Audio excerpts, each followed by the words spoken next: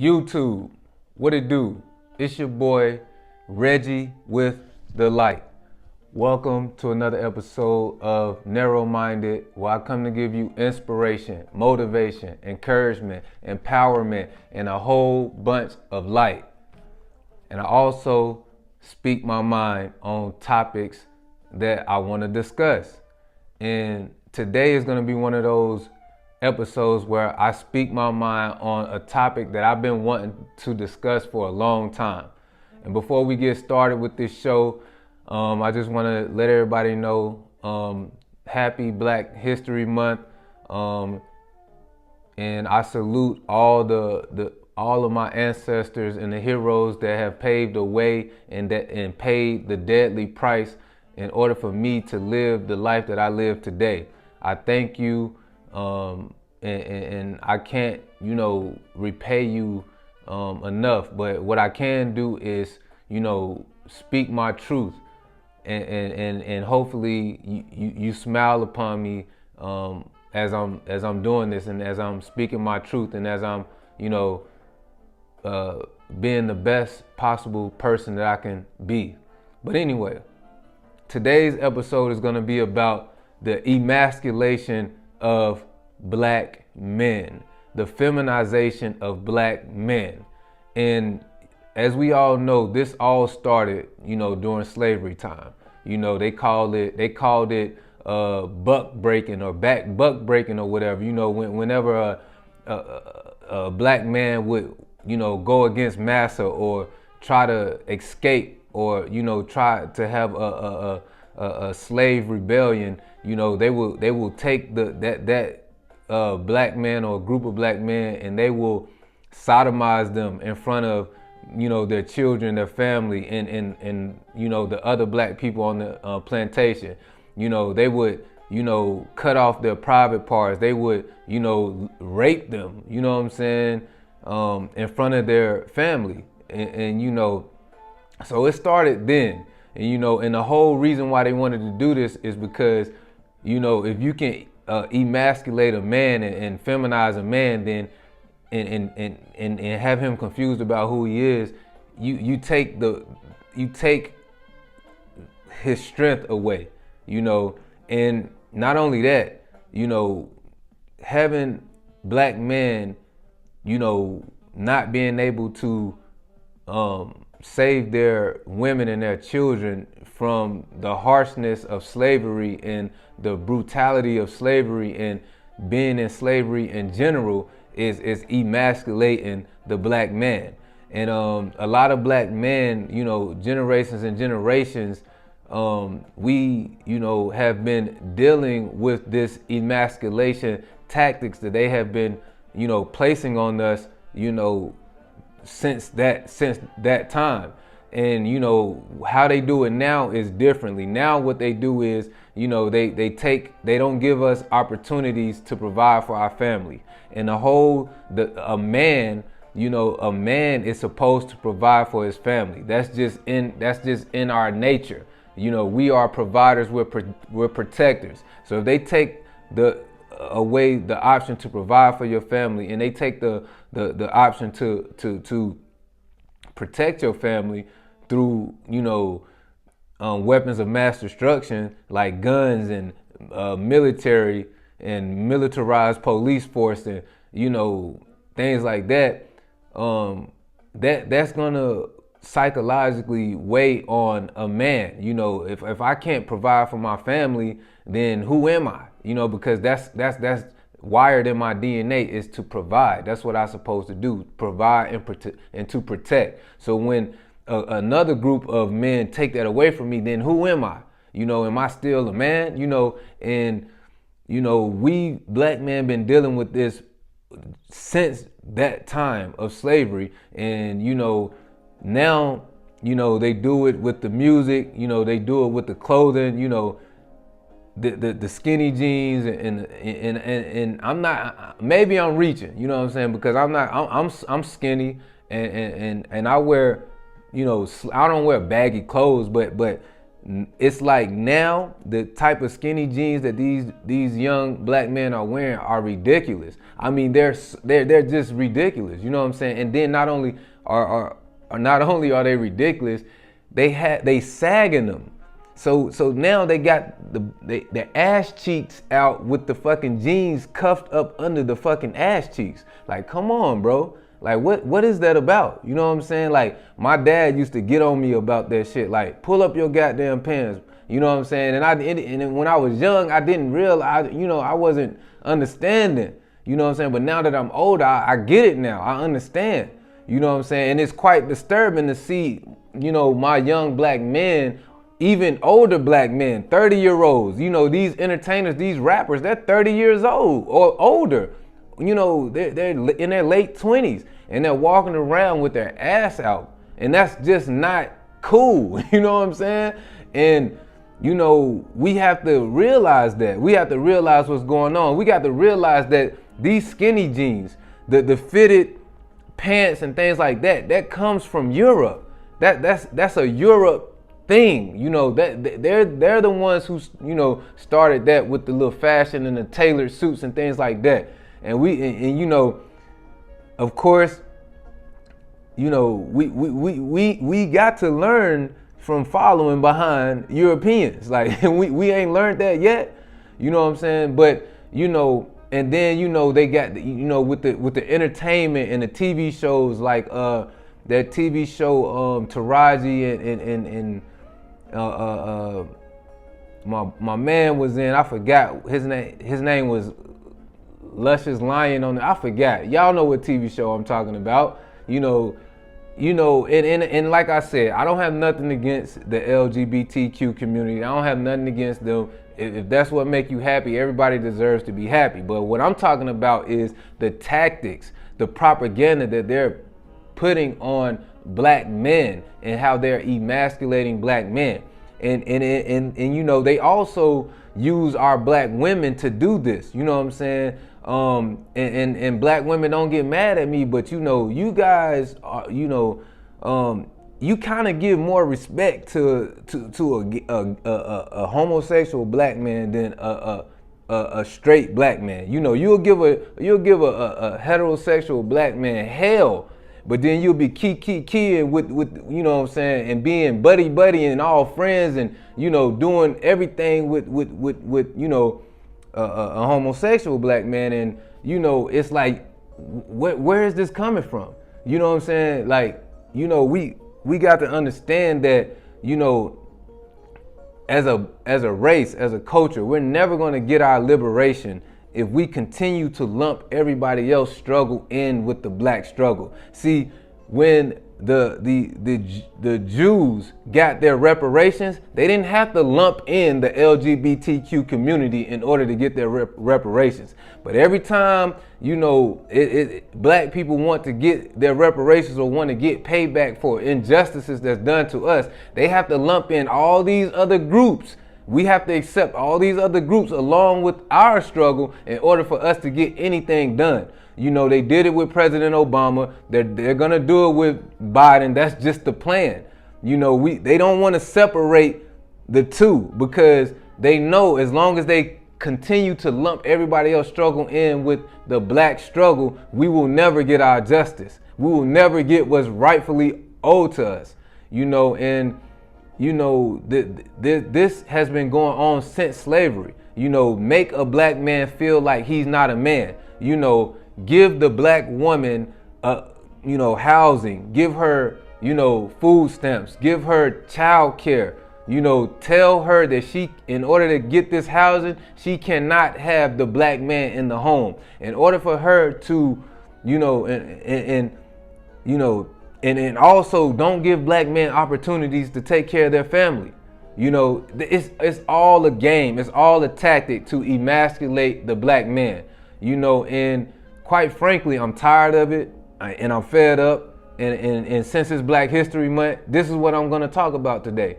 And we as black men, we have to realize the devil's game. We got to realize the game that's being played on us psychologically. Now, like I said, I don't have nothing against the LGBTQ community. I have family members, very close family members, that are in the LGBTQ community. And, like I said, everyone deserves to be happy. If that's what floats your boat, that's cool. But what I'm talking about is the propaganda, the tactics that the, powers that be are using on black men to, put flame to the fire on this thing, on emasculating black men, what they started back during slavery times. You know what I'm saying? Even with the language, I hear black men going around calling, black women sis. Hey sis, like I can't, like what, I'm not saying hey sis. Like that, I'm just not saying that. That don't even sound right coming off my tongue. Like that don't even sound right. You don't hear white men calling their women hey sis. Like that's not cool, to me. Now maybe I'm reaching, but to me, to hear another black man call a black woman sis just don't sound right to me. You know what I'm saying? And what's wrong with sister? We can't say sister anymore. What? Hey my sister, hey my beautiful queen. Why we gotta be hey sis? What's up with that? You know what I'm saying? And like I said, maybe I'm reaching, but that's just something that's been on my mind. And throughout my life, I just I started to notice how like they're really trying to emasculate black men, with the incarceration system. It's all aimed at black men. Throw black men in prison with no women, just black men, with each other in prison. You understand what I'm saying? And that right there is emasculating a black man. If you study European culture and you study African culture, you will see it's very different. It's distinctively different. The African culture respected the woman. The woman was a major part of society. The woman sat equally with the man, woman, and child. When it comes to European cultures, they didn't really care too much about their women. Study Rome. Look at their sculptures. Understand the priest. You understand what I'm saying? Understand the Catholic priest and all of these, stories and all of these allegations of, child molestations on young men. I mean, I know y'all heard about the Boy Scout situation. I mean, it's right there in front of your eyes, people. And like I said, us as black people want to be so Europeanized that we are starting to, take on some of their, we're starting to take on some of their traditions. And those traditions are not our traditions. And it's quite frankly messing us up mentally, emotionally, spiritually, psychologically. It's really messing us up, but we don't even see it. You know what I'm saying? And it took me a long time to see it, but I see it now. I see it clearly. You know what I'm saying? And what they do is they use our black women. You know what I'm saying? They use our black women for these movements. They use our black women for these movements. And our black women don't know they're being used. Our black women think they're doing something good, which they are doing good when it comes to, the Black Lives. They when they trying to do the Black Lives Matters and everything like that. But then here come the bullshit. They got to lump in the LGBTQ community with that.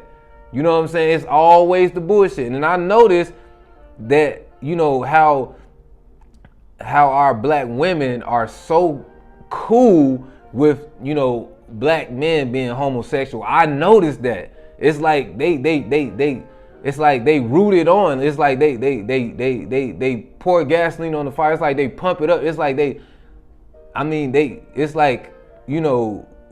cheer it. They like, it's like they're cheerleaders. And it's like, why?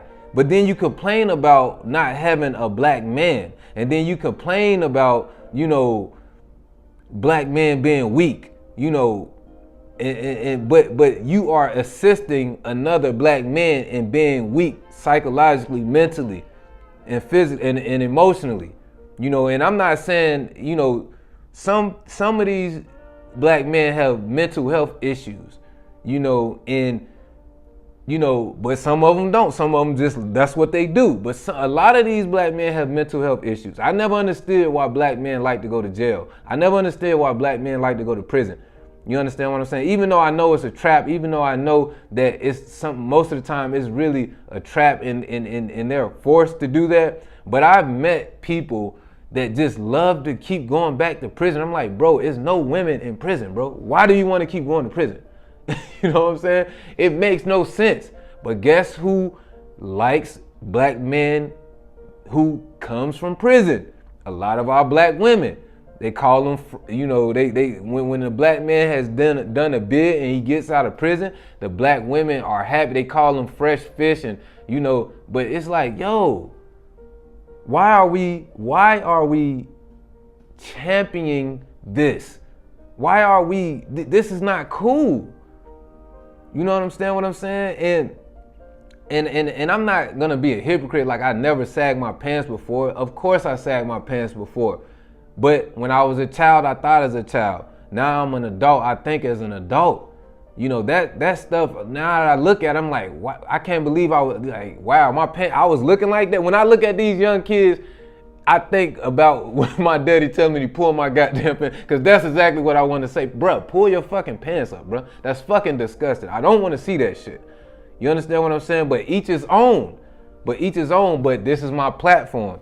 This is called Narrowminded. So I can talk about whatever I want to talk about. And if anybody in their feelings about it, I really don't care. You understand what I'm saying? I just have to speak my truth. And I see it happening. You understand what I'm saying? Because strong black men, leaders, like this man right here, like Martin Luther King, guess what? They're dead. They killed them. You understand what I'm saying? Because they know how powerful those men is. And they know how powerful black men is. So they trying to throw everything at us to try to get us off of our square and change us into something that we're not.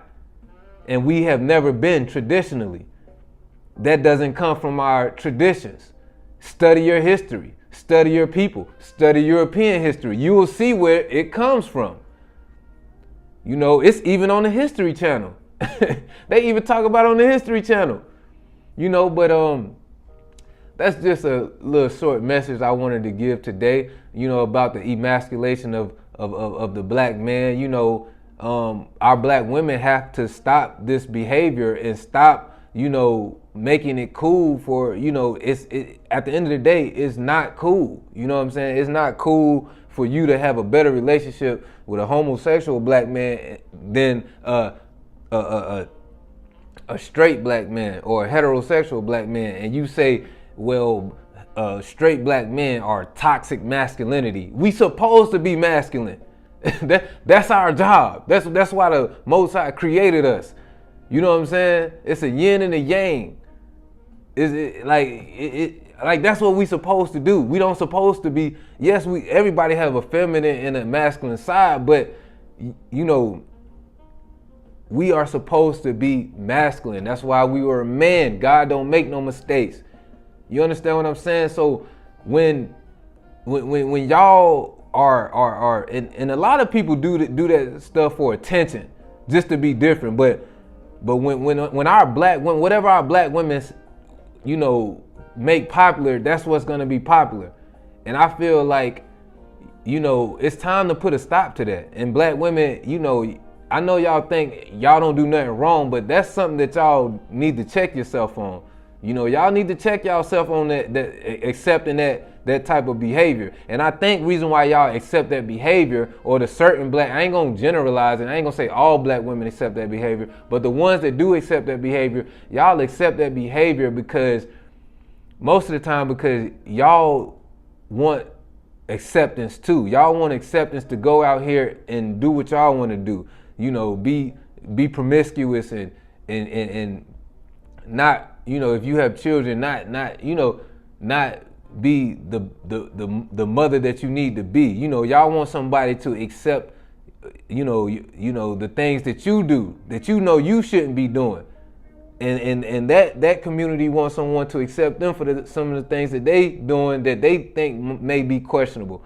Like I said, everybody deserves to be happy, but I just have to speak my truth on it. And I've been seeing it, and quite frankly, I'm tired of it. You know what I'm saying? I'm tired of it. You know, I have a son, and you know, and you know, nobody can tell me I don't have the right to feel the way I feel. If that community have the right to feel the way they feel, I have the right to feel the way I feel. And they shouldn't be powerful enough to try to cut me off or get me canceled because I'm speaking my truth, just like they want to speak their truth. You understand what I'm saying?